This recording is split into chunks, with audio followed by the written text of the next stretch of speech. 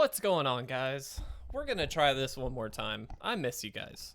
I really miss you guys. Let's really quick. Let's pull up this. So if you don't know, we've been having a number of issues with our stream lately, and I'm really hoping we don't have those issues today. We will see, but I have high hopes. I really do. This week has been incredibly busy. I've had, I don't know how much. Ooh, that's loud. Hold on. Let's get rid of this. I've had a number of things that I've had to be. Since you can't be live, the Greek. Loud. Unfortunately, had to be doing this week, which means essentially I've been in a conference like all week, which means I've just had a lot to do. But all that to say, I'm really excited to be here because I've missed you guys. I've really missed you guys. We're gonna try and stream for a little bit today. I'm kind of getting things arranged. I talked to you guys a little bit that I've had a new setup in place. Unfortunately, that also means I've had some issues with the network in particular that I hope we will not have today. I've done my best to mitigate as much of them as possible. And so we're testing today, but we're also just going to sit and have some fun and play some Breaking the Bot. Now, the deck we're using is a Mutate deck. We've already actually tried to stream with it, but it didn't really work very well. So this is the opportunity to make it work. And I apologize, I'm distracted because I am pulling up the stream elsewhere to make sure it's working. And it looks like it is. Heck yes. All right, so let's talk about the deck. Let's jump into it. So, all right. This deck is obviously based around Scute Swarm. The whole point of it is to mutate onto Scute Swarm a lot. And then ideally be able to make tons and tons of tokens thanks to things like Anointed Procession and just landfall off the Scute Swarm. But then the mutated creature actually gets created multiple times, not just the Scute Swarm. So, for instance, if we put the Sterex on the Scute Swarm, we actually get multiple copies of the Sterex with the Scute Swarm ability, which means we can just copy everything, which is stupid good. It's actually a really powerful deck in my opinion. I did play a not competitive version of this list, but it was like a Simic version of the list like last week. I think it was last week. And it worked okay. It wasn't great. It had some inefficiencies, but thankfully today on Breaking the Bot, it really doesn't matter how inefficient we are because we just get to hang out and have fun. So the idea here is obviously to make an absolute butt ton of tokens and swing in for the win, hopefully breaking the client in the process. So that's the goal. We'll see if it actually works. I have high hopes once again. So let's jump in.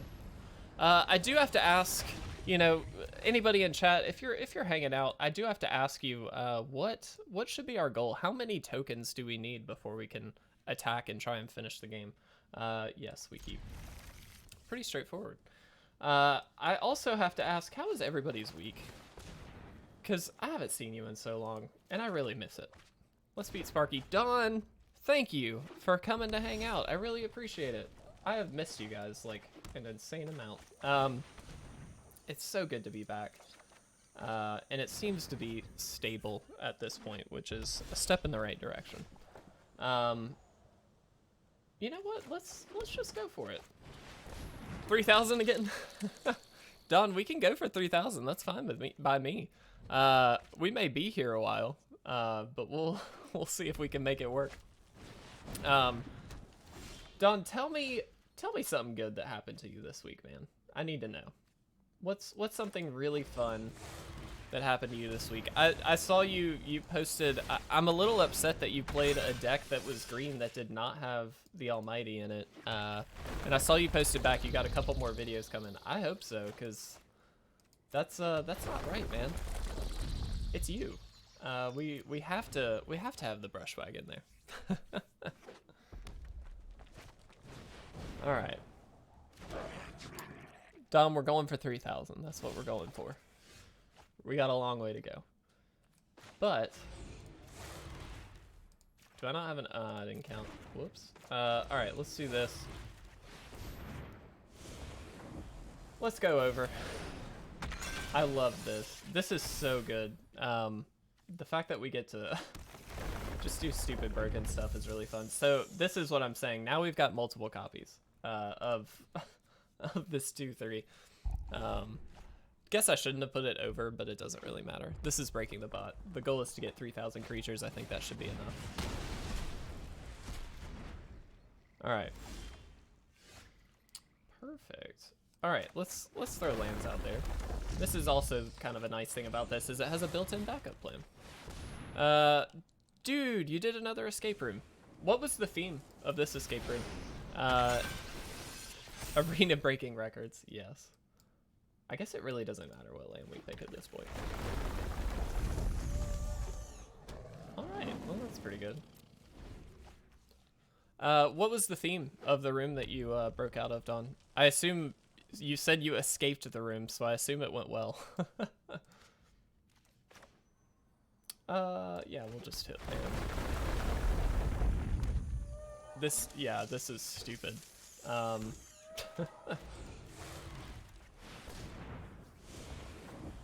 It doesn't really matter now. I do apologize for all the issues this week. Like I said, we were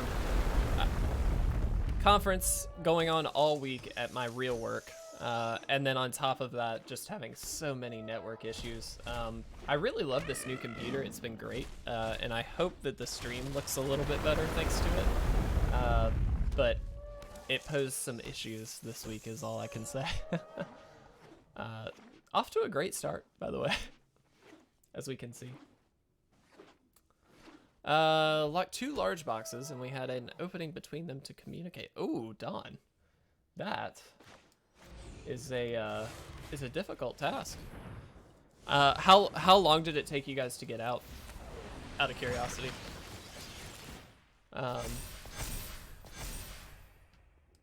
Land, do it. 34, that's good. I love escape rooms. I think they're so fun. I need to do one. It's been a long time. Excuse me. Our bitrate's going really well. This is also a bit of a test stream. 45 minutes done, under an hour. Heck yes, dude. Kicking butt. That's really cool. That's so fun. Oh, we got the procession. All right, only 65 triggers on the stack. That's not too many. Don, you said 3,000. We're gonna go for 3,000. The beauty of a deck like this, by the way, is that if you get a mutate creature, you're really well set. If you get a land, you're also very well set because we just double all these tokens, and then we double the double. So thanks to this procession. So feeling pretty good. Also, for the record, because it was conference week, I had to celebrate. It was the end of the conference today. Like it's like 5 o'clock for me right now in the afternoon. We were able to finish up right around 3-ish, which was nice because my fiance and I got to go have a cigar, just in our backyard. But we got to go have a cigar and have a drink, and it was amazing. And so I'm just stoked to be done, guys. I gotta be honest. Oh, good. 193. That's not bad. It's not 3,000, but that's not bad. We got this, people. Also, let's... Well, wrong. Let's do one of those. Let's look out a little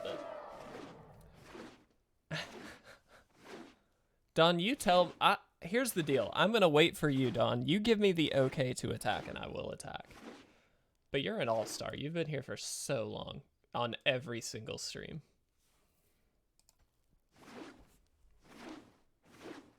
This is the waiting game that has to happen. Also, we do have some mystery packs, as well as just some other random packs. If anybody would like to subscribe, we will happily open up a pack in your name. I actually had really good luck with some of these mystery boosters. I did go ahead and open up a few of them, and ended up pulling a mana crypt, which was really nice. Be careful not to mill yourself with hysterics. Very good point. We're fine, Don. Don't you worry. We got this.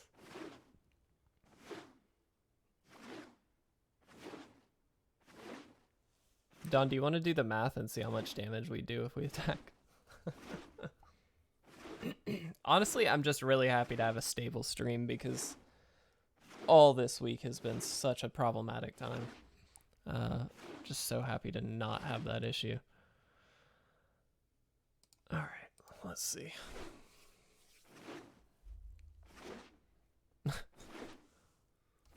Watch this number right here. Just slowly ticking up. Oh, nope, it's gone now. Hold on. Can I do this? Yeah, there we go. Oh, I love this. This Mutate deck is sick. I did actually try this deck on the ladder. It was terrible. It's not a good deck for the ladder, but it was still fun. Really fun, in fact.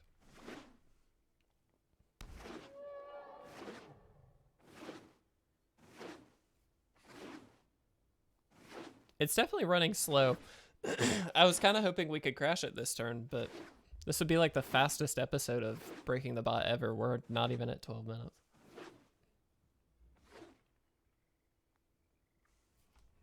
Don, what else did you do this week? You did an escape room. That's always a good time. But what else did you do this week? How was work for you this week? Did you do something exciting at work?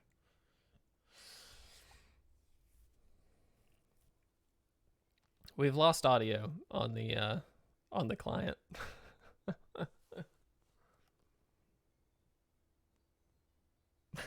I think that's a good sign. I think that means we might break it.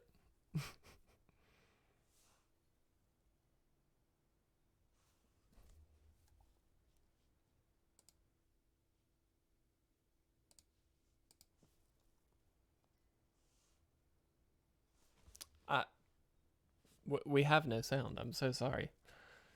How many of these do we have now? Just out of curiosity. All right, so we're... Don, we might actually be close to that 3,000 mark in terms of how many creatures we have.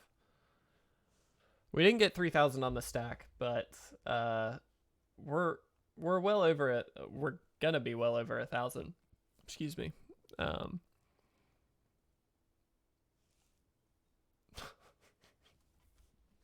I love this deck. I love this series. This Breaking the Bot series is so fun. And now that we know the stream is stable, we will jump back into the normal gameplay and all that kind of stuff. So do keep an eye out for that. Not sure if I'll have much time tomorrow. My fiance and I are going to go pick up a pumpkin. We're going to have a nice day together. Go vote. Do fun stuff. Yeah, no, dude.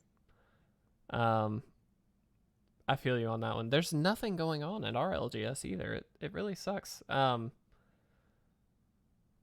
hate that you don't get a chance to go hang out and play with some legit people, not just online. All right, no attacks. We literally just don't have sound at all on the client. I thought it would end after this turn, but that may not be the case. The game froze. Might have beaten it. Oh, okay, cool. It's really weird playing this game with no sound. I'll be honest, it feels strange. But yeah, Don, so our LGS was doing like FNMs, doing pre-releases, things like that. And while they still get pre-release kits in, unfortunately they're not doing their normal, like gameplay stuff, which really sucks. It's that's such a fun time. All right.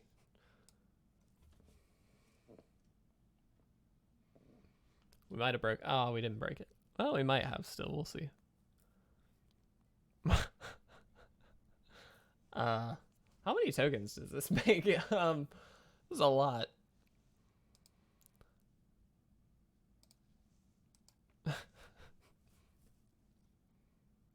Well, Dawn, is there anything? It's like you and I are just hanging out regularly. So is there anything that you want to chat about while we're waiting for all these triggers to happen? We'll watch this number right here.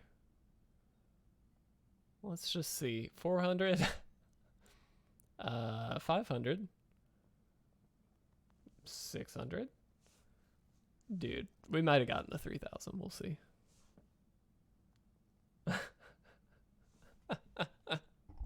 Oh, I love this deck, guys. So fun. Don, what's something you want to talk about? Let's chat. Almost 1,000, not quite. We're gonna probably end up having to end the stream before we get through this.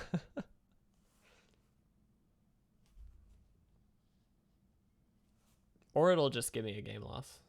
Poor Sparky. I know, Don. Isn't it sad? Those 3 Gabos versus whatever the heck we have. That's the beauty of this deck, though, is that every card becomes high value. So, like, you look at a land, and because of Scute Swarm, obviously, it's like, oh, okay, this is fine. If this is all I can do this turn, it's fine, because I get almost 1,000 triggers off of it.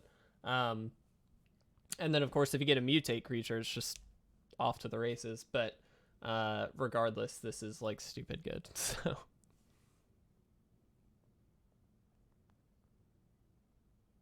the client is struggling, that is for sure. But I'm happy to report my computer is not now. Also, for the record, building your own computer, so satisfying.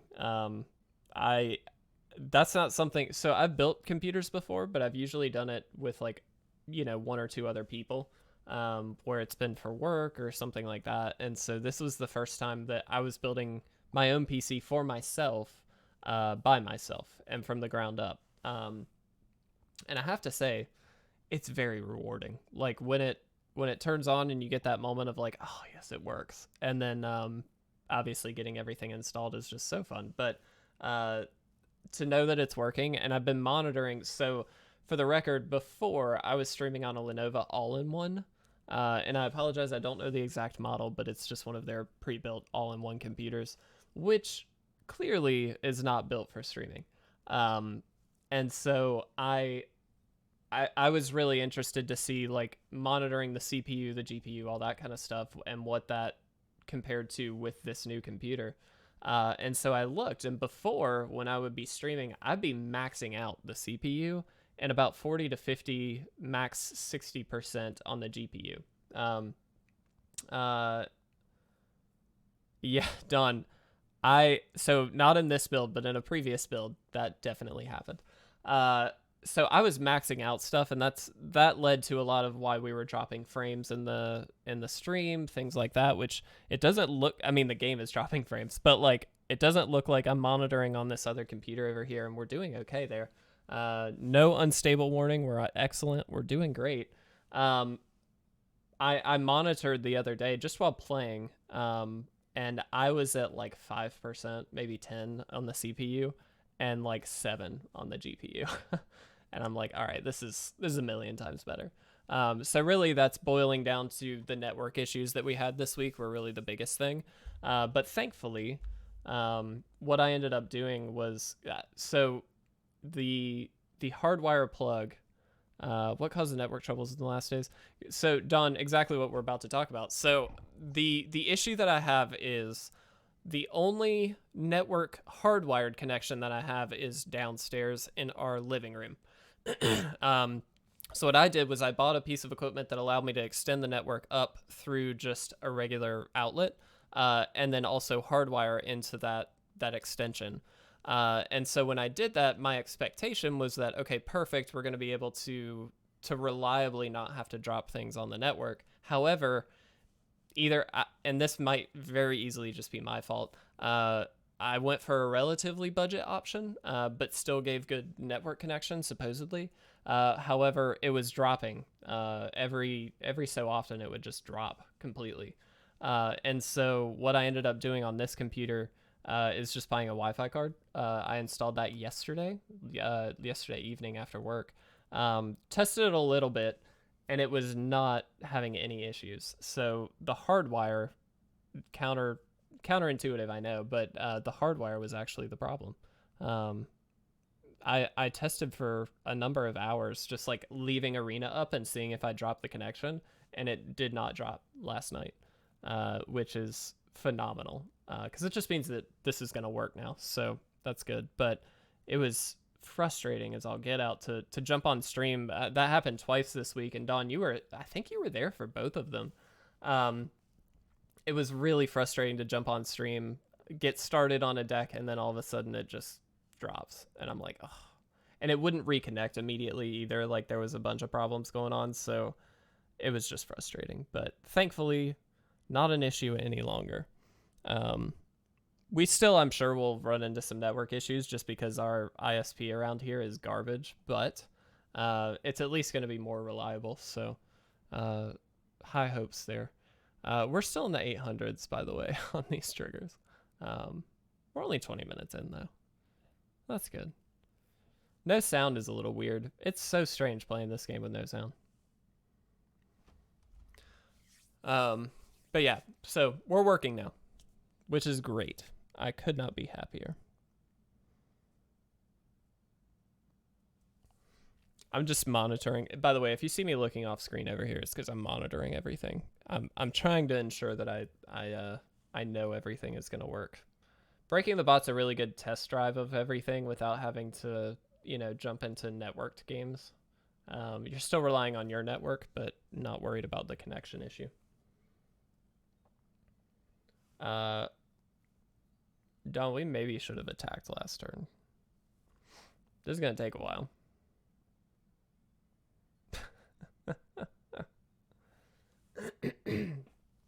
Also, I do want to talk about a little bit of a new series that I was kind of playing around with. I think we should attack then unless we hang out for another hour. Don, if we can get through this in an hour, then yeah, I'm in. We'll see if we can get through all 850 more triggers, but we'll see. I did want to talk about a little bit of a new series. So I don't know if, Don, you might know them. CardSphere is a really nice little online buy trade market. It's sort of like, I don't want to associate it with Puka Trade. They are not associated. I don't know if anybody's been around long enough to remember Puka Trade, but Puka Trade was terrible. CardSphere feels very much like a fixed version of that, where there's no secondary money market stuff. It's just you put in some money and you add cards to a want list, and then you can get cards from it. And it's a really cool system. And I've talked with the guys there. They used to sponsor us, actually. And they've really put together a good system. And so what I've been doing is putting just a little bit of money each week into it, and then adding to my want list, trying to make it a bit more substantial, and just seeing what I get. And I've gotten a few things in. I've got a few things coming still. And what I'd like to do is kind of do a quick highlight video, maybe once a week, about the cards that I was able to get for the price that I was able to get them for versus their market value, like that kind of thing. And just have like a quick little, 5-minute video maybe. But for YouTube only, it's not going to be streamed or anything like that. Hopefully well edited and that kind of thing, if I can make sure I dedicate that time to it.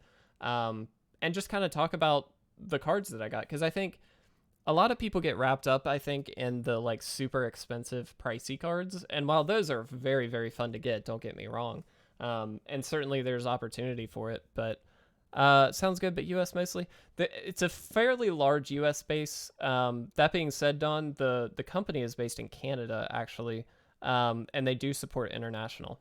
So you can actually, as you go in, you select the country that you are in, and then you can actually decide if you want to receive cards from your country only, or open that up to an international basis. I do have mine set mostly to US, but that's not to say that you can't, as an international user, you can still get it. But, and just kind of talk about some really interesting cards. Like the whole idea of like, you get a $100 card, for instance. Yeah, that's really exciting. That's super fun. And that can still happen on a series like that. But, I think shedding light on some cards that are like, just kind of cool. Like, yeah, you only spend a few bucks on it, but that's still a cool card. And like, I've gotten a few in already that I'm really excited. I'm not going to share them just because I want to save it for the series, but like, I just think that's a fun thing to do. And that was the idea behind, if you're following us on Instagram, the random card of the day. It's kind of fun to shed light on cards that are either lesser known or maybe not even all that good, but there's still good things about every card in the game, in my opinion. Like, even if it's just the artwork is cool. Obviously, somebody worked hard on that artwork, and shedding some light on that is still something very fun to do. And just being positive about stuff like that is good. Shipping costs are quite high. Still like the idea, sounds fun. Don, I really do recommend it. Again, I agree with you. Shipping costs, believe me, for giveaways and things, we've run into that issue from time to time. But that being said, if you're shipping from your own country, you can actually avoid some of those issues.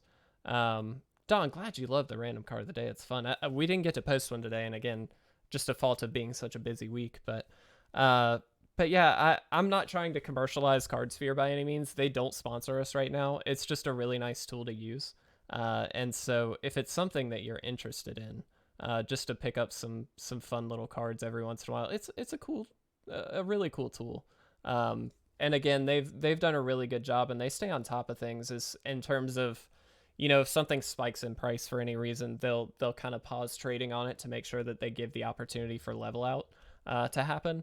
It's just a really nice system, is all I can say. And so, Don, just a recommendation. Please don't feel like you have to, but go check them out if you're interested. It's nice because, again, you set your want list, and you can continuously add to that want list. I do it daily. But then you just kind of, if you've got an extra $20, you throw $20 in and see what you can do and see what comes back. You can also, on the reverse side, you can also sell cards through it. It's a good system for that. It's good because you can generally get buy list pricing pretty easily, whether you're buying or selling. So it's really nice. Send a bunch at once. That way I don't cost you too much. Don, I appreciate it, but no, we're happy to send out every month. It is a little bit more of a cost on our end, but we want to make sure that we're very consistent with what we're doing. And in terms of international users in particular, we've had some issues where the postal service, unfortunately, has been a bit of an issue. And so people get their envelopes and something might have gone wrong, and something opened up, the cards fell out, something along those lines. So we've actually taken steps this month, in fact, to avoid those in the future. We've gotten a bulk order of bubble mailers in to make sure those who are at the higher tiers aren't just getting them in a little flimsy envelope, but instead they're getting them in a bubble mailer, so that way things don't fall out as regularly, and it's just better protection. We've also helped with we've gotten a postage meter in, so that way we can kind of make sure we're paying the right price for everything, and we don't have any postage issues either. Not that that's been a big issue recently, but it's been working. Quirkspine, it's lagging pretty hard. We've lost audio. Good to see you, by the way. We've lost audio. That happened 1 or 2 turns ago, and we had a stack of triggers very close to 1,000. We've been sitting here, I don't know, maybe 8-10 minutes, somewhere in there, and we're in the 700s. So I think it's safe to say we've definitely strained the bot. We haven't broken it, but I very, very much believe at some point we're just gonna lose here due to too many triggers. But yeah, so we're taking steps, Don, to alleviate some of the Patreon issues. I mean, you guys are pledging to us every month. I think the least we can do is make sure that you get what you're paying for, in terms of support on our end. So if we can better that, then we're absolutely going to. So excited, because I do think it's going to help, significantly help. Quarkspine, how are you doing, buddy? What's been up with you this week while we've been just hanging out, watching all these triggers go? Don was letting us know he was doing some escape room stuff. Got out in 45 minutes, which is good. One more land and Sparky concedes. Don, I think just one more would do it. But yeah, Quirkspine, what's been up with you this week? I apologize if you're just joining in. We've had some, as you probably know, we've had some stream issues this week, but we have alleviated those issues, thankfully. Really happy to say. So it's good to be back. I missed you guys. I really did. I've grown to really enjoy just hanging out with everybody, that the regulars, Don, Corkspine, both of you guys are here almost every single time, which is insane. But it's just such a pleasure to come and hang out with you guys and chat for a little bit. So thank you. Really do appreciate it. We've Corkspine, in case you missed it, we've been talking about Cardsphere a little bit. We've been talking about a new little YouTube series that we're going to try and do called Weekly Pulls. I don't think I actually said the name, but it's called Weekly Pulls. And we're just talking about the cards that we've gotten over the week. And yeah, talking about computer setups, all kinds of stuff. All kinds of stuff. But yeah.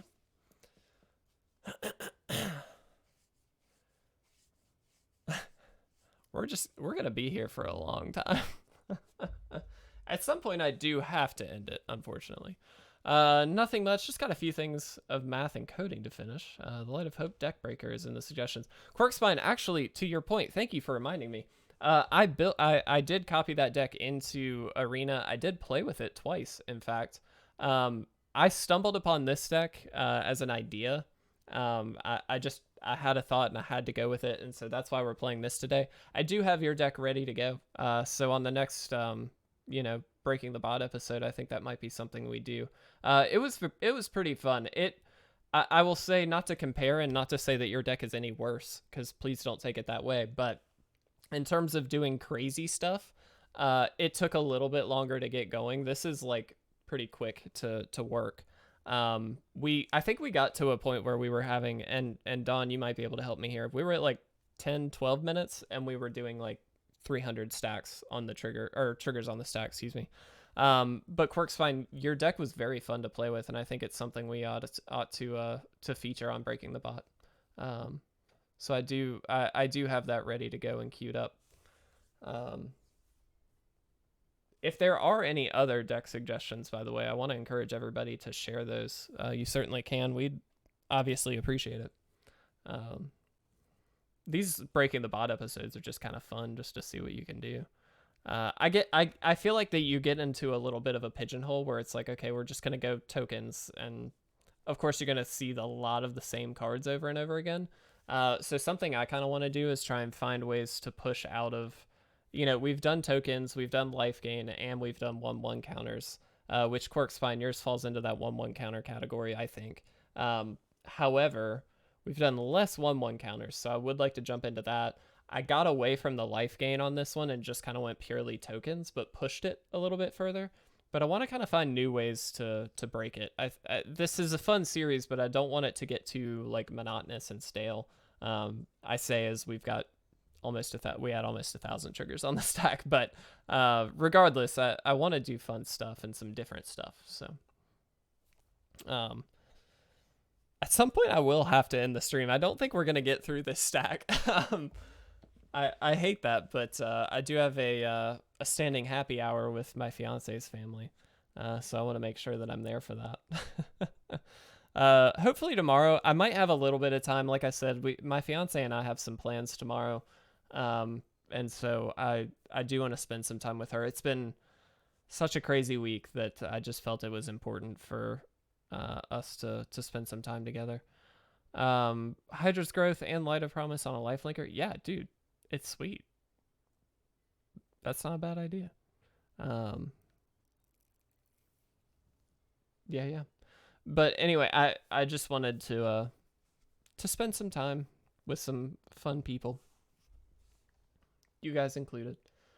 I think we will. I mean, we definitely will have like 3,000 creatures by the end of this, Dawn. So if we do make it to the end, we can technically attack.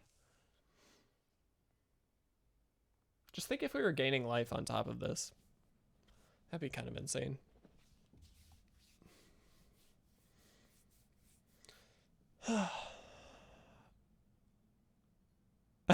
Fiance joins the stream to watch triggers with us. Something tells me she wouldn't be very interested. Although I will say, speaking to my fiance's credit, this is how sweet she is. She is not a nerd.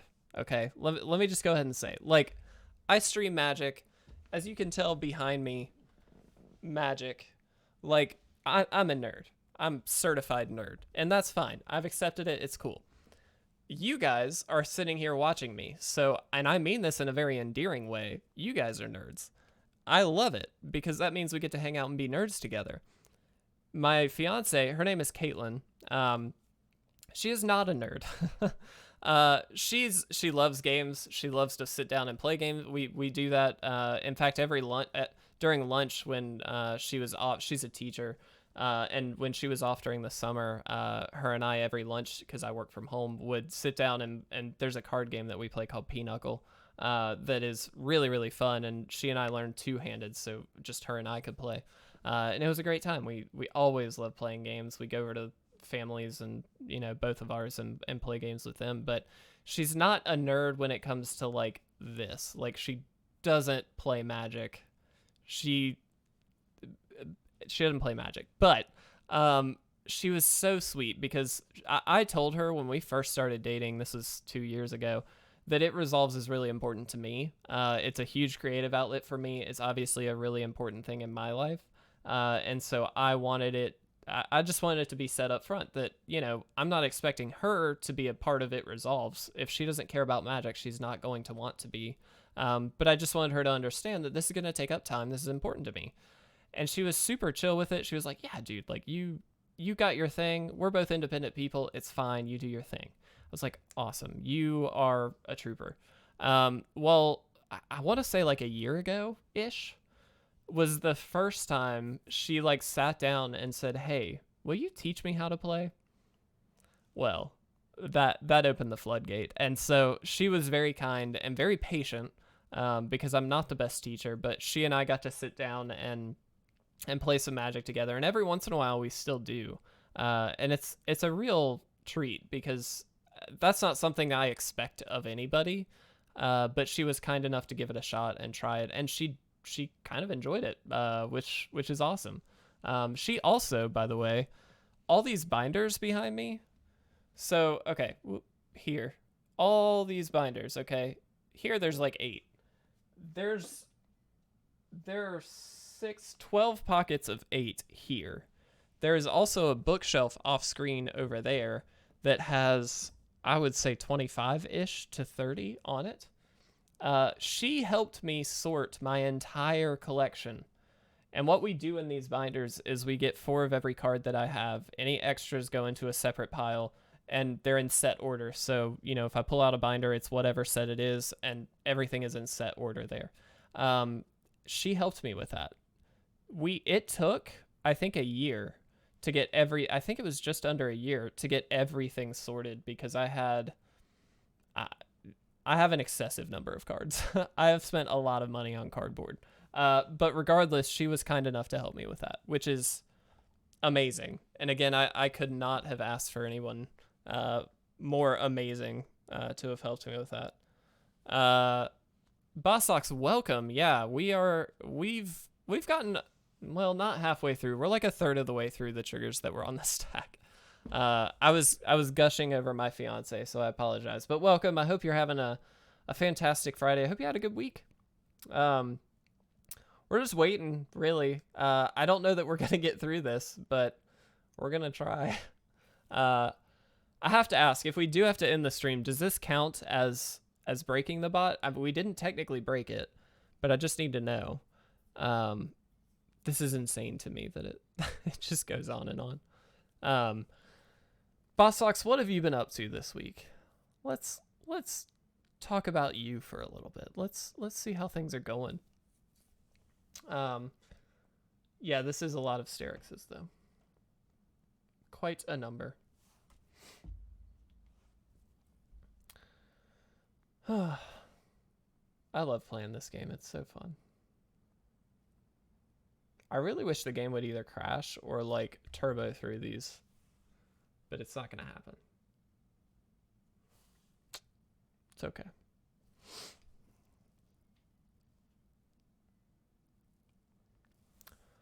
Bossox trying to break into Mythic, currently at Diamond 1. 274 more minutes. Yeah, Dawn, that's not going to happen. We're not going to get through it. Trying to break into Mythic. Dude, Bossox. That is amazing. What deck are you running to get to Mythic, just out of curiosity? I had very good luck with Gruul aggro. I went like 7 or 8 games in a row and did not lose. And that's how I got to Diamond 4, which is what I am now. I haven't really been playing as much this week just because it's been so hectic. But um, yeah, that Gruul aggro deck is sweet. I really like it. Dimir Rogues is very good. I think we're in an environment now. We talked about this on the last podcast, which I encourage you guys to go check out. It's on the podcast app, it's on YouTube, all that stuff. But we put one out on Sunday, kind of talking about the bans and now what to expect now that the bans are in place, like Omnath is banned and things. Will and I both kind of discussed a little bit that there were a few aggro decks that we expect to take over in the next couple weeks. But eventually the expectation on our end, and keeping in mind that this is a very opinionated thing, so we have been wrong many a time before, and that's fine. But the expectation is that eventually, because aggro decks are kind of taking the lead at the moment, at least it seems that way, that control decks will be a really, really good place to kind of land at some point, very, very soon. Just because control decks tend to be able to deal with the aggro decks pretty heavily. Around 50, miscalculated. Well, 50 is still going to be pushing it, if I'm honest. We'll see. We'll see how far we get. But regardless, yeah, I think there's some really interesting control decks that are going to be popping up soon. That's just my 2 cents, but we'll see. I've also really enjoyed the Rakdos deck. I haven't played it too much yet.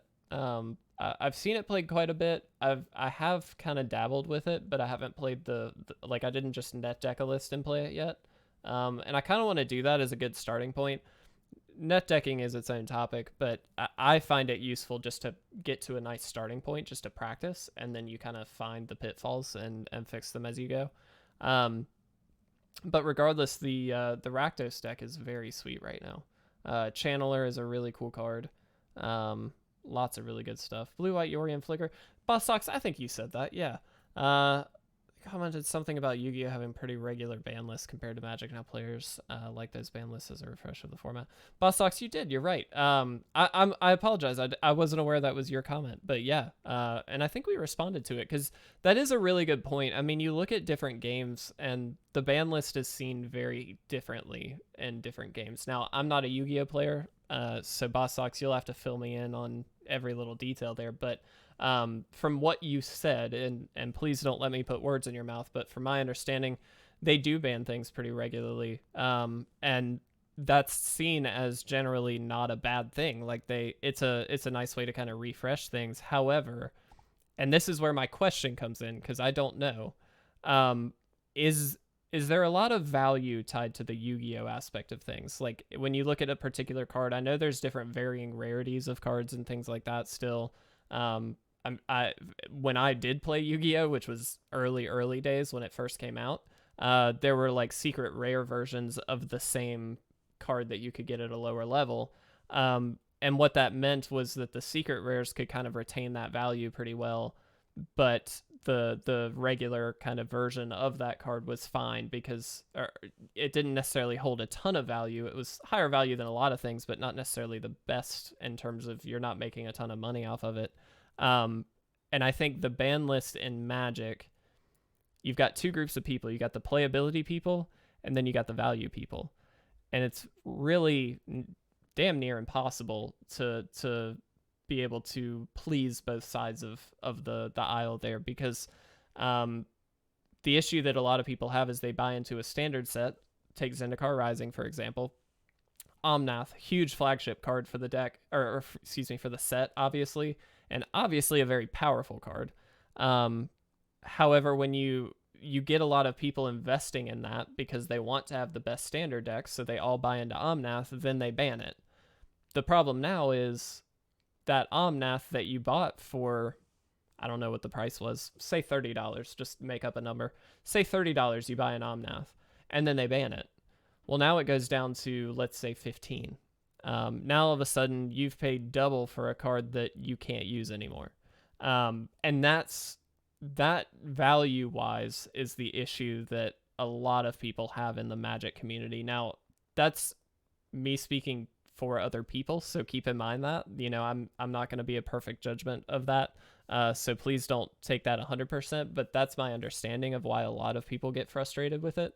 And I think there's some merit to that. I think that in the Magic standard environment, bannings in standard in particular were never seen as like a normal part of it until the last 2 years, where it's almost expected at this point.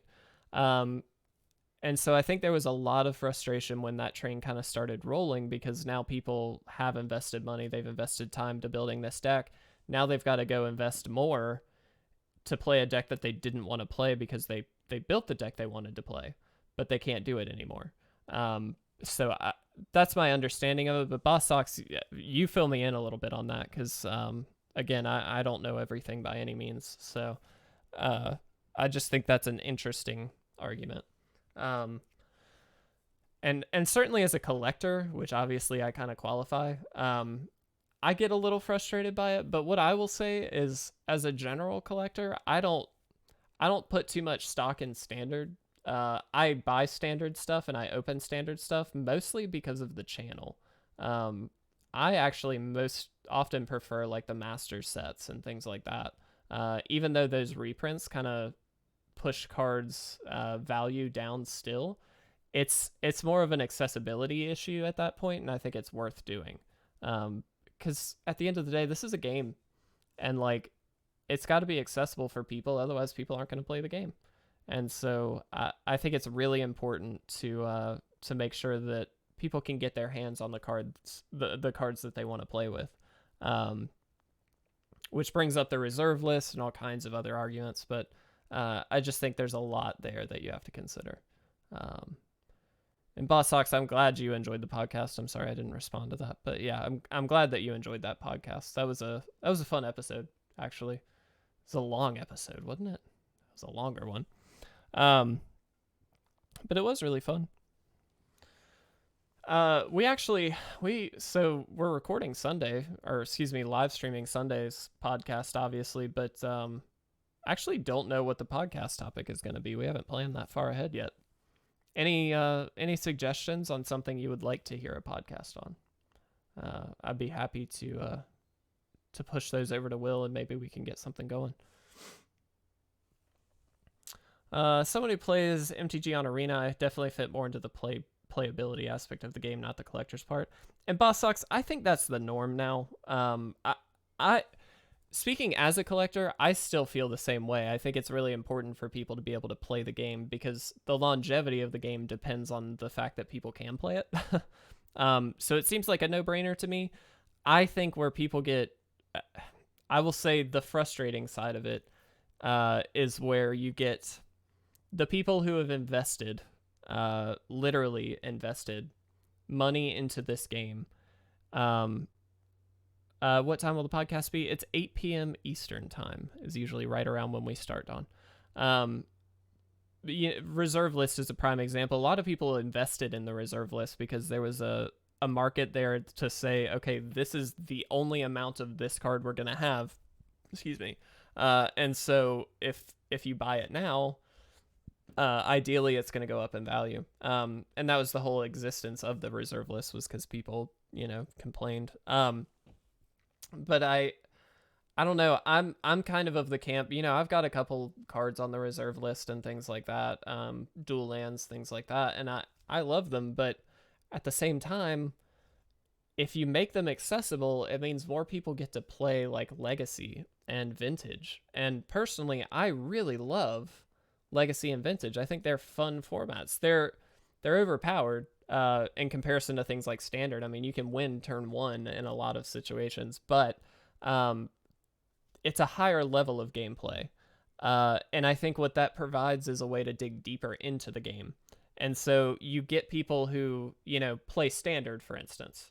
That's the most common starting point. Oh, thank you, Quirkspine. Appreciate it, buddy. I will check that out. So you got a lot of people entering the game playing Standard, which is great because Standard is a really accessible format. Obviously, it's very easy to get your hands on Standard product. It's a great way to learn the game because while it's more complicated than just like casual play sometimes, it is relatively simpler in terms of the formats out there. And so it's a great starting point. But the problem is you don't get people much deeper into the game. Those casual players that play Standard cards because that's what they can get their hands on don't have the opportunity necessarily to invest so much into the game. And so they're never going to find, Modern, for instance, which is an amazingly fun format. They're not going to invest because, one, it's hard to get some of those cards because they're just too expensive. And two, where are you going to, you have to either get lucky at your LGS and find the right cards, or you have to invest online, which is fine, but some people aren't willing to do that. Like, there's a lot of barriers for entry there. And so by decreasing the barrier for entry, the idea, in my opinion, just from a business model kind of standpoint, is that you're investing, while you're kind of hurting the secondary market in terms of the investors, you're helping the longevity of the game by making sure that a lot of people can play the game and get deeper into it and find new ways to play the game. And so they don't lose interest, because I think what happens a lot, people get into Standard, they love Standard for a little while, a deck or a strategy gets to the top of the tier 1 list, they don't enjoy it, and they're out. That means that you're losing that person who could be playing your game and enjoying it a lot more. Just they need to switch formats. They need to find a different place to play the kind of deck that they want to play. And that's kind of sad, I think, because I'm a firm believer that Magic is as fun as you want to make it. It's a really special game because I think the way that things are segmented in Magic is really, it's almost a personality mirroring kind of thing, or personality imaging kind of thing, where you get to put your personality into the deck that you play, and you get to put the excitement that you want into the deck that you play. And if you just can't play it because it's either not viable or the cards are too hard to get, is that really worth it? And so, I don't know. I lean towards all this to say, I'm sorry I'm rambling, but I lean towards the playability aspect as well. And I do think Magic Arena is helping with that. But it is also hurting paper Magic. Just in terms of, well, I will say the global pandemic is also hurting paper Magic, but MTG Arena was also, stealing people away from the paper world as well, which isn't necessarily good or bad. They're still playing the game, but it's a limited version of the game. I'm off my soapbox, I promise. Here soon, guys, I will actually have to to tank this one. I gotta ask, do we count this as a win? I mean, obviously we can just attack and win once this all happens, but honestly, Penny is the best 60 card format for players who want to be at the LGSs. Not a bad call, Quirk's fine, yeah.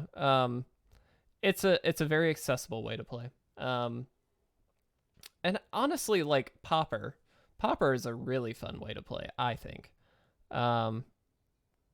Crimson Cortex, welcome. We're actually kind of wrapping things up a little bit because I do have to head out here in a few, but the board state is pretty magnificent. This is the Breaking the Bot episodes. We're just against the bot, but we're trying to break the client. And we technically haven't, but we're only halfway through the triggers that we put on the stack. So we're doing pretty well.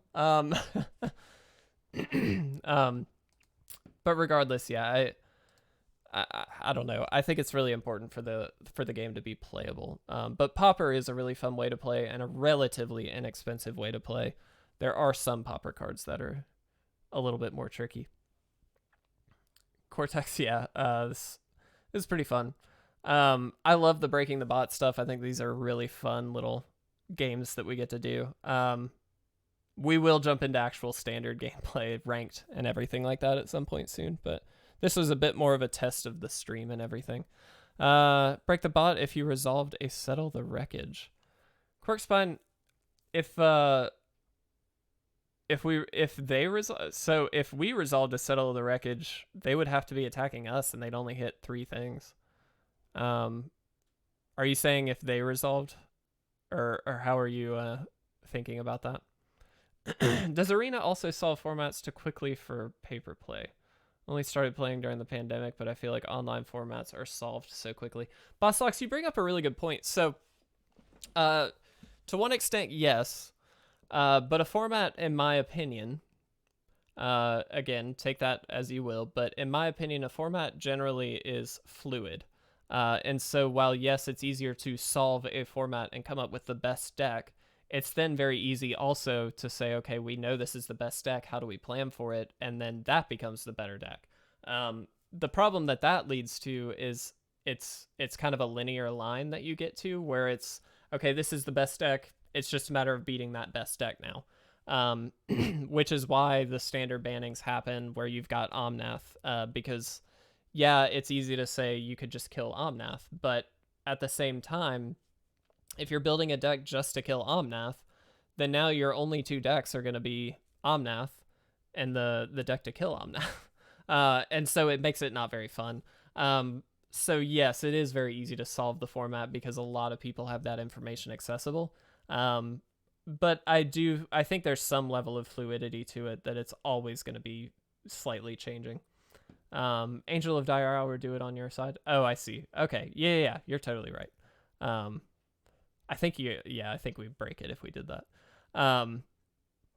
But good question, Boss Sox. That's a really good point. And if you've only started playing during the pandemic, how well versed are you in terms of like older Eternal formats then, just out of curiosity? Not to assume, but if you're just relatively new, I would very much understand if you just aren't super, aware of the decks and of the cards that are in Eternal formats. Cortex, is this the first time you've hung out? I feel like I've seen you in our chat before, but I might be wrong. I think you definitely have been. Regardless, it's a pleasure to have you here. We certainly appreciate it. Crimson Cortex, you've been taking part in the giveaways. You've been a part of our channel for a long time. Oh, this is the first time. I'm sorry. I must be mixing you up with like seeing you in the comments section on videos and things like that, because I know you're always entering the giveaways and I know you've been a part of the community for a while. I appreciate that, by the way. Really do. It means a lot. Also, I started MTG playing Commander. So you bring up another good point, which is the other kind of easy in is Commander, in my opinion, because it is such a casual format. Does Arena also solve problems to quickly vibe? Oh, okay. If that is Eternal. I guess technically it is Eternal, Cortex, because yes, technically it's Eternal. It's a bit more, it's a casual format generally, unless you're playing CEDH, but yeah, that's definitely a widespread Eternal format.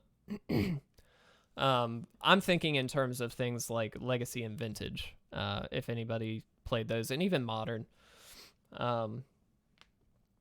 Modern, I feel like just got, I don't know, raked over the coals. The only format I know about is Commander because I watch Game Nights and Command Zone podcast. I don't know anything else. Boss Sox, you and I need to play some other formats, my friend. Obviously you're new, so I totally understand, but there are some really, really fun formats out there. And if you're looking for it, again, I'm assuming a lot, but if you happen to be looking for a new avenue to just kind of play some different games, check out Pauper. Pauper is a really fun place to go. And the reason I say that, if you don't know what Pauper is, it's commons only. So you can't play rares, you can't play uncommons unless they've ever been printed at common level. And what that does is it inherently kind of lowers the cost. You can build a very competitive Pauper deck for like $20. And there are competitions for Pauper. You can be a very competitive Pauper player. And it's a very fun format because it is an Eternal format. So technically, the list spans from day one of Magic all the way to the newest set, with a ban list, of course, excuse me. And so you've got plenty of options. Now there is like a tier 1 level, so there's going to be a lot of decks that are like just clearly kind of better. Delver comes to mind a lot. But regardless, it's a really fun way to play. It doesn't cost a lot of money. And it's a great way to just expand your horizons a little bit within the game. So just a suggestion. Don't feel like you have to, Boss Sox, but that's a really fun way to play. Fiance and I always play Pack Wars when I buy a display. Dude, Pack Wars is fun, Don. I'm with you there. Guys, we are going to have to end this stream because I am getting, we've been at an hour now, and I do have to get up to my fiance's family and spend some time with them. But I'm really happy to say that the stream worked. We didn't have any issues. It was a pleasure to speak with all of you guys. I certainly appreciate you hanging out and listening to me ramble while we go through, I don't know how many triggers, like 500 triggers. But regardless, it's been a really good time. So thank you guys so much. I hope to see you guys again very soon this weekend. Like I said, I'm not sure about timing tomorrow. And hopefully Sunday I'll have a little bit of time, but regardless, worst case scenario, we will be back for the podcast Sunday evening, 8 p.m. Eastern, is usually the time that we shoot for. So just a heads up. Don, thank you so much. Really appreciate it. Boss Sox, Crimson, Corkspine, always a great pleasure to have you guys here. Crimson, really great to have you for the first time. It's been fun. Sorry that we have to go just soon after you get here, but we certainly appreciate you stopping by. And again, you guys are the best. So thank you very much. We're back, baby. We are back. We're going to be in streaming mode very, very soon. So thanks a lot, guys. I will talk to you next time.